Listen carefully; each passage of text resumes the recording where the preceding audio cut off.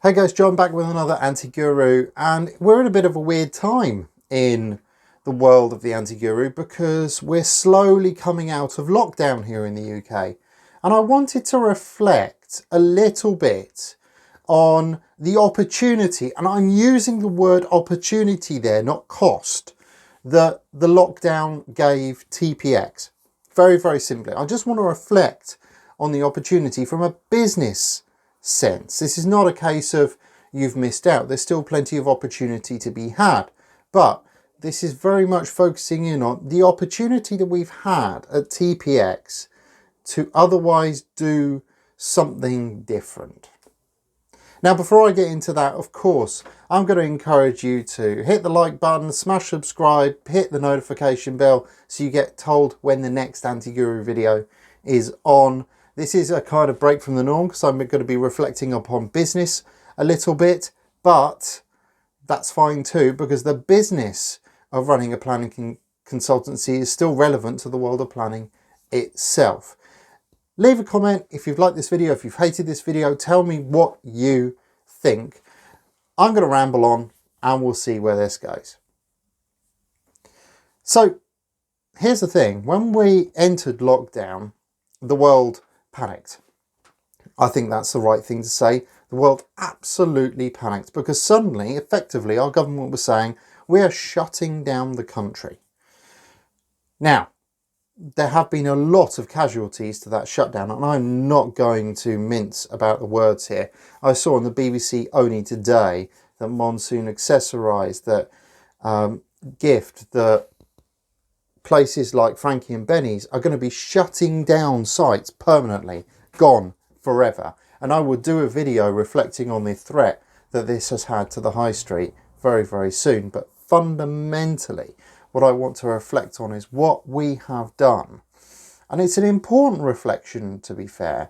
What have we done in order to ride the storm, in order to survive, in order to thrive, and in order to come out a little bit stranger than we first went in? So I just want to reflect upon that. Now, I know furloughing was a touchy subject all the way through, and we absolutely utilised that part of the government support. We furloughed our 2 junior planning officers, and the reason why we did is because junior planners are less flexible, essentially, than senior planners. So the senior team was able to take over the workload of the junior team and keep everything going during the COVID-19 crisis. Now, it was important for us to utilise furlough because these are really critical people. We see them as key members of the team. We've got a planning apprentice and a planning junior, and they were both absolutely amazing. We didn't want to get rid of them. We didn't want to sack them. We didn't want to do anything like that. We were absolutely going to keep them on. And as a company, we took the view that they weren't going to lose out either. So we made damn well sure that we topped their salaries up after the 80% given by government to the full 100% because we did not want them to lose out. Rightly or wrongly. If you think I was wrong in doing so and should have just paid them 80%, then so be it. But I thought it was right and proper because if you invest in people, people repay that investment. That is quite an important standpoint at TPX. We invest in our people and people repay that investment. So we used furloughing. Now we're coming out of that now, and we're able to bring that team back, and we're able to bring that team back to a company that is stronger than when it went in. Now, by stronger than when it went in, what I mean by that is that we didn't take any of the government bounceback loans. Haven't taken them in TPX. And we didn't take them because we actually didn't need them. The workload that we had and the backlog, the reputational backlog that we had, was strong enough to carry us through. And it carried us through with us being able to avoid using the government grant for small businesses. We received the government grant, we haven't touched it. Have not used it. Still haven't used it. And we were very grateful to the council for getting out quickly. And it was an important backstop for us. It gave us the confidence to carry on. We've also done things that we didn't think were achievable, not in the time periods that we had available to us. So I've mentioned before that, what did you do in COVID-19? Well, I set up a YouTube studio. I'm sitting in it now. It's in the shed at the bottom of my garden that I call the beach hut. It didn't take me long to set up, but it was important to do because it was an important thing for us to do, to get our message out there, to get our voices heard, and to be able to try and challenge, disrupt, misbehave, as it were, on a format that we hope people have enjoyed listening to us on. So we did that.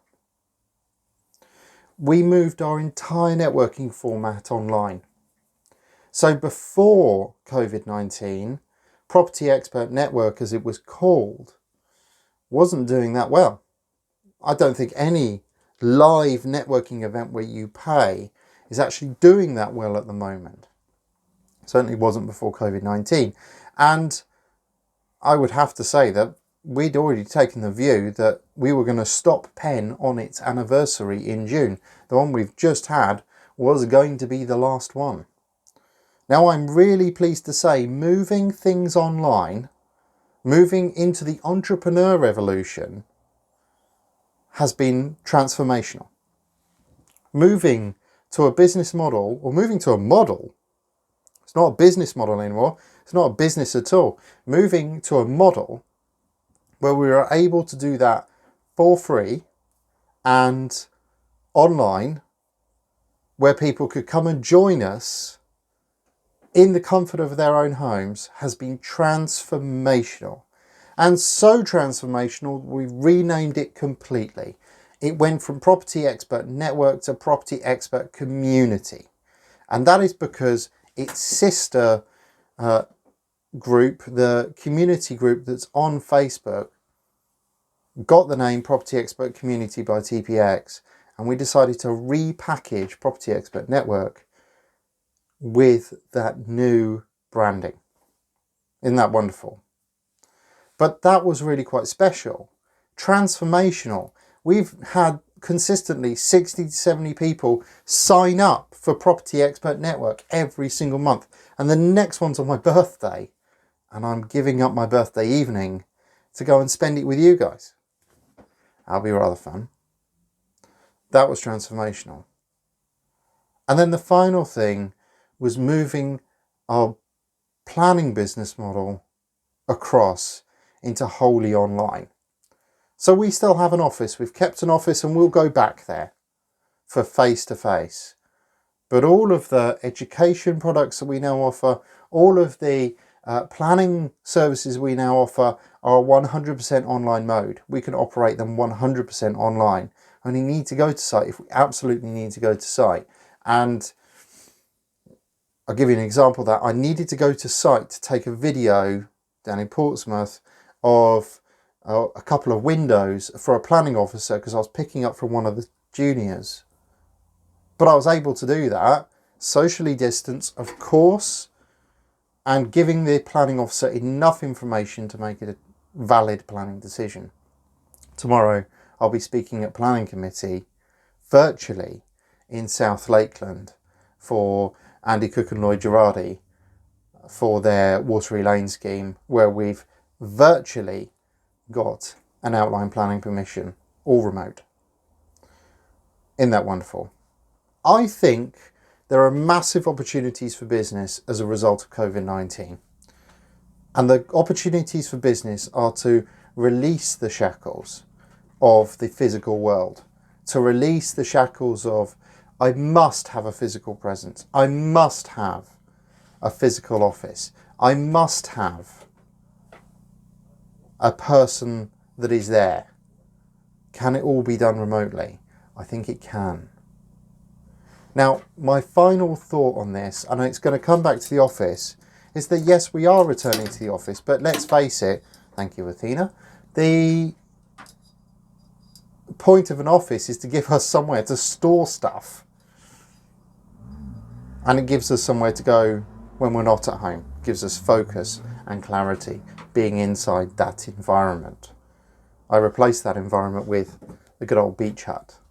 So I have to go back. That is my mental state. I'm old school. I want to hear what you're doing. I want to hear how COVID-19 has transformed your business, what opportunities you have taken as a result of the pandemic. Drop them in the comments below. I'll catch you on the next Anti-Guru. I will see you very, very soon. Thank you for watching.